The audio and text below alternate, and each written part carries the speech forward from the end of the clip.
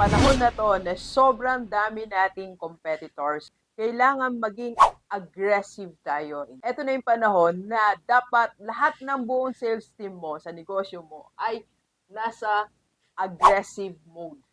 Pero, reminder ni Rockstar, dapat ay classy pa rin tayo. Yung aggressive ka, pero hindi naiinis yung kliyente mo. Aggressive ka, pero nakikinig pa rin yung kliyente mo. And at the end, mapapabili mo pa rin siya. Alam mo kung bakit?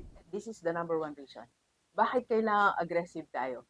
Because your business needs sales. Kailangan mo makabenta. Yung negosyo mo, kailangan makasurvive.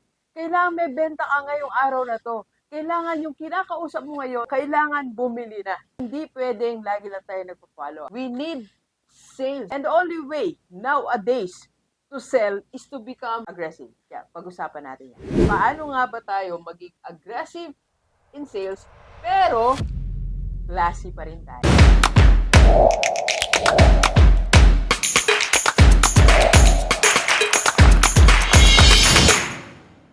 First step, dapat alam mo ang value mo. Alam mo kung ano ang kayang gawin ng produkto mo. Alam mo kung ano ang kayang gawin ng services mo. You should know your value. Para meron kang tinatawag natin power. Okay? You can speak with power. You should know your value. Pag alam mo yung value mo, you can speak with power. Kaya minsan wala tayong power magsalita. Malemya tayo, matamlay, walang energy. Kasi hindi ka rin naniniwala sa produkto mo. Hindi ka naniniwala sa kayang gawin ng services nyo. So, kailangan alam mo yung value mo. Alam mo yung kaya mong gawin. Para pag nagsalita ka, in front of your client, you have power. So, paano nga ba natin malalaman na may power ka? Pag nagsalita tayo, do not say this. Kasi minsan, ang salita natin ganito, walang ka-power. Sasabihin mo, maybe we can help you. Maybe if you do this, may mabago sa negosyo mo. Do not say maybe. Ang sabihin mo, with power, we can help you.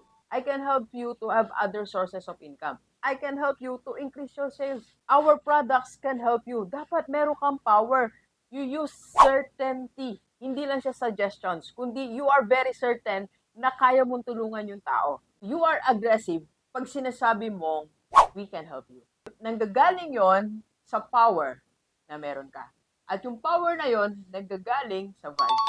Okay? Naalala ko nung nasa school po ako sa College of Education. So pag estudyante, orientation namin with the parents, kaya kong sabihin sa kanila, we can help you to pass the board exam. Sabi nila sa akin na, Doc, hindi ako masyado matalino, mababa ang grades ko. Sabi ko, we can help you.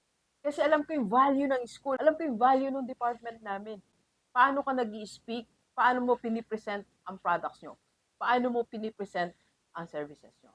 Dapat may power. Kaya, para magkaroon ka ng power, aralin mo uli yung value ng product nyo. Dapat maintindihan mo yung product nyo. Alam mo kung paano niya matutulungan yung client mo. Kasi minsan, nasa sales tayo, kulang tayo ng power.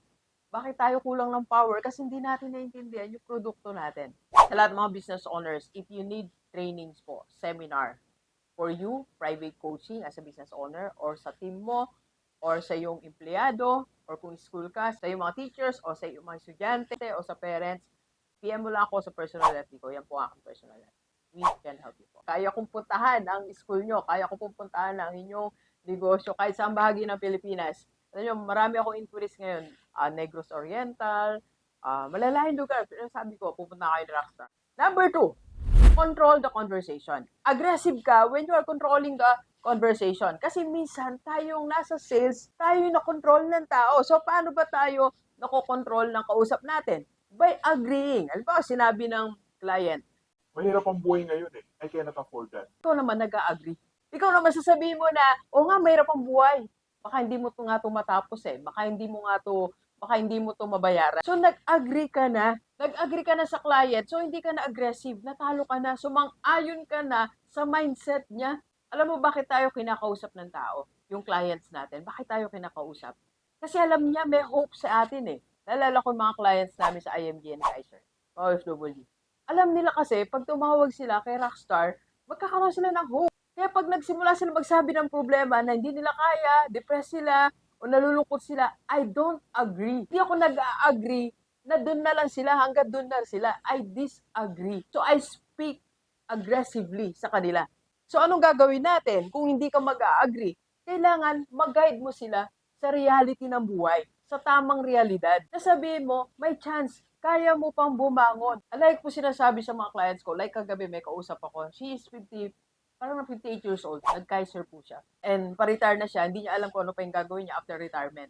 Sabi ko, meron pa tayong kayang gawin, i-guide kita. Ayoko sumakay dun sa statement niya na, pa-retire na ako, Dok. Ito na lang yung buhay ko. Ganito na lang ako. Sa bahay na lang ako. Ayoko sakyan yun. I disagree. So, kailangan mag-disagree ka sa client mo. If you are selling something na alam mo mataas ang value, you disagree ng classy. Sabi ko nga kanina, dapat classy tayo. I-guide mo siya sa katotohanan ng buhay. Totoo naman, di ba? May chance pa naman tayo mabagong buhay natin eh. 58, kaya ba mabagong buhay mo? Ilang tao naging successful at age 60? So, kailangan alam mo ang realidad ng buhay. At alam mo yon na mangyayari yon because of your product, because of your services. Okay? And third, create urgency without pressure. Paano natin gagawin to? Huwag natin sabihin, take your time. Marami kasi sa atin, sige, take your time. Sige, pag-isipan muna, sige, take your time. Lahat ng nasa sales, lahat ng nagsasabi na take your time, mali po yan. So, paano natin ipapakita ang pagiging aggressive? Sabihin mo, this offer is good only until Friday, until next month. Pag hindi ka nag-avail, mas mahal. You need it now. Or maybe, kahit wala kang promo, sabihin mo, you need it now. Hindi mo na kailangan pag-isipan kasi lahat tayo, kailangan natin to. You create urgency, pero classy ka pa din. Kailangan natin to kasi hindi natin alam what will happen tomorrow, what will happen next week, what will happen next month. Hanggat kaya natin, let's do it. Okay? Next, number 4. Be clear. Klaro dapat ang statement mo. Ang bawa sa Kaiser, like ko sinasabi, Kaiser will help you in 3 situations of your life. What if na-hospital tayo? What if namatay tayo? What if tumanda tayo? Lahat ng yan, kaya sagutin ni Kaiser.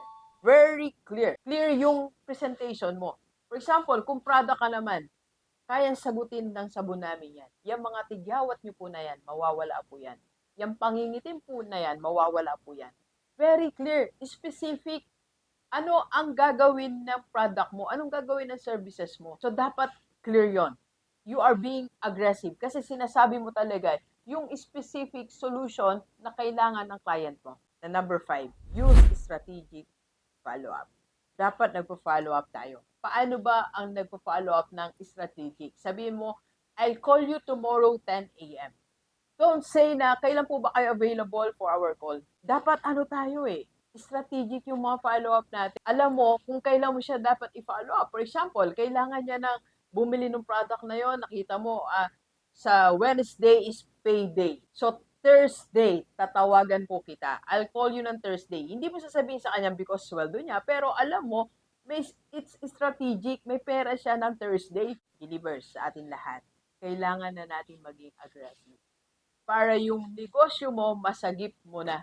Kailangan mong kumita. Sabi ko nga po, the only way na maangat mo ang yung negosyo, you have to sell more.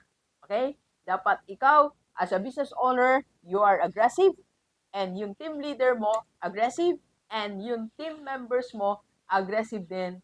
Pero, classy. We can help you. Kung meron ka pong sales team, PM mo lang ako sa personal FB ko. Let's go, let's go. Kape po tayo.